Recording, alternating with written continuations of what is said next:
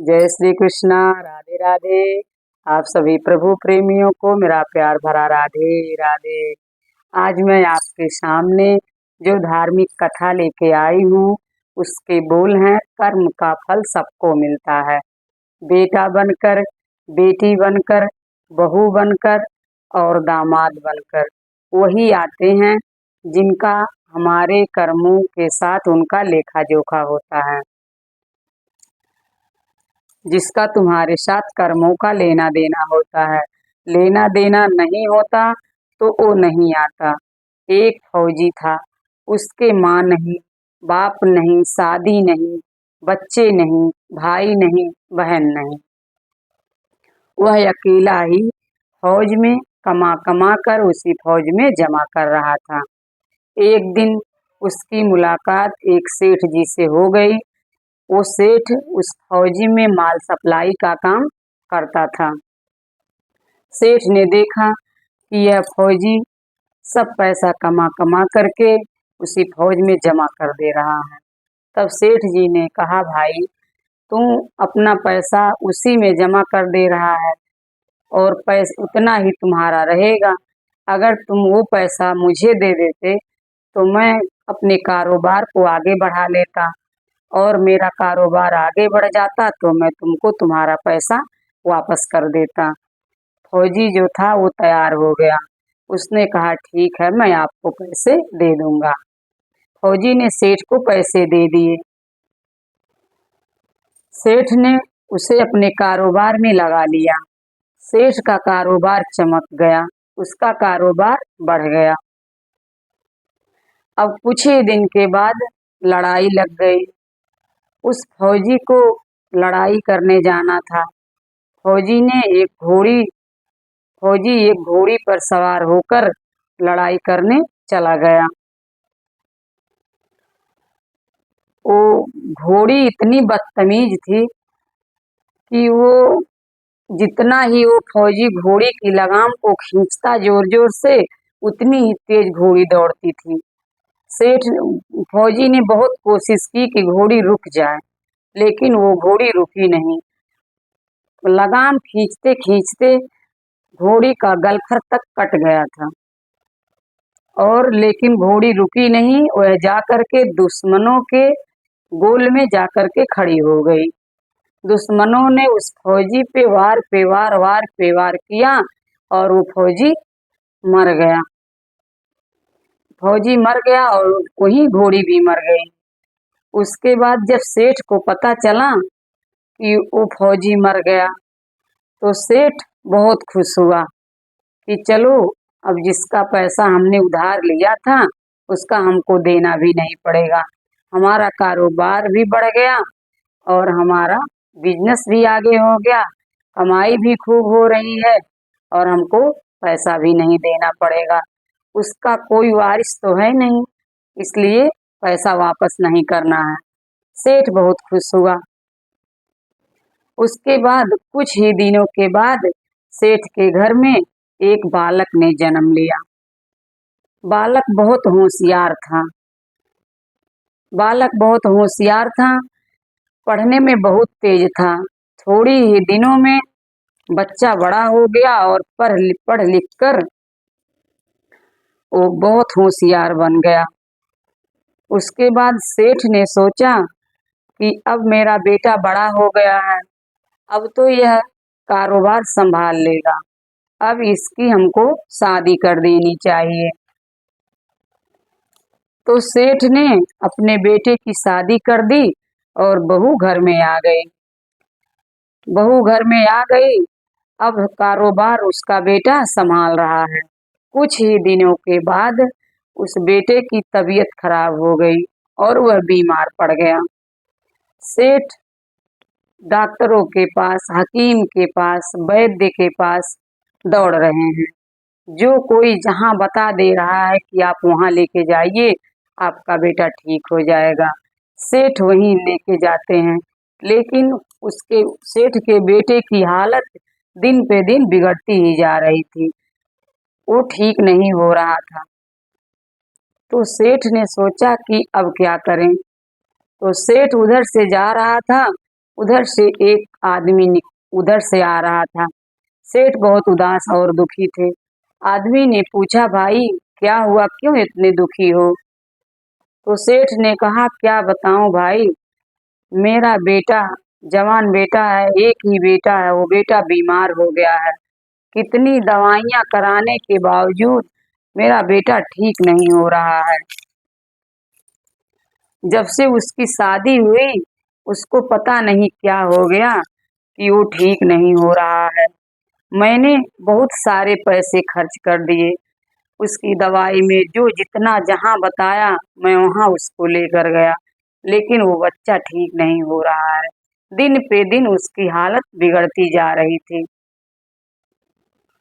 तो दिन पे दिन उसकी हालत बिगड़ती जा रही थी। तब सेठ ने सोचा कि अब हम क्या करें कि हमारा बेटा ठीक हो जाए। सेठ रात दिन दुखी रहने लगा।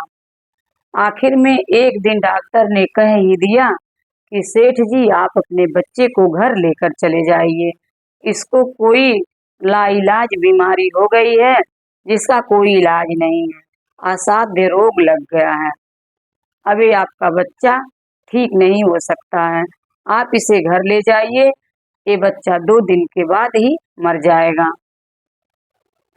सेठ जी बहुत निराश हो गए, बहुत रोने लगे। उसके बाद वो अपने बच्चे को घर लेकर आए। घर लेकर आए, सेठ जी रो रहे हैं, सेठानी रो रही हैं, घर में बहू रो रही है, गांव के सभी लोग रो रहे हैं। गांव के लोग कह रहे थे कि बहुत बुरा हुआ, सेठ जी की कमर तो मानो जवानी में ही टूट गई और उसकी बहू बेचारी जो अभी जवान थी वो भरी जवानी में विधवा हो गई।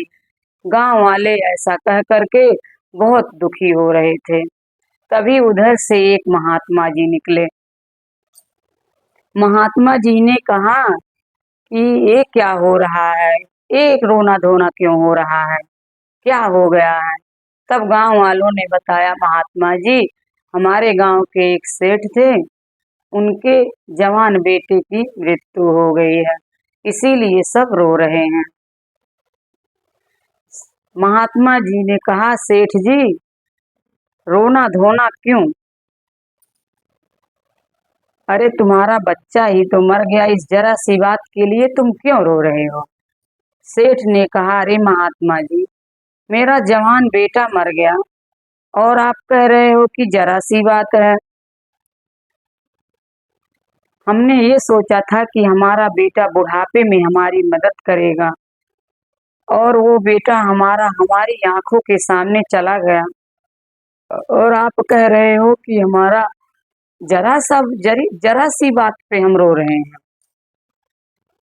महात्मा जी बोले, अच्छा याद करो उस दिन तुम कितना खुश थे? सेठ जी ने कहा, किस दिन? महात्मा जी ने कहा, जिस दिन वो फौजी मर गया था उस दिन तुम कितना खुश हो रहे थे। सेठ जी ने कहा, हाँ महात्मा ये तो है। सेठ जी ने कहा, और उस दिन तुम कितना खुश हुए थे? सेठ जी महात्मा जी ने कहा, और उस दिन तो तुम्हारी खुशी का ठिकाना भी नहीं था। सेठ जी ने कहा, किस दिन?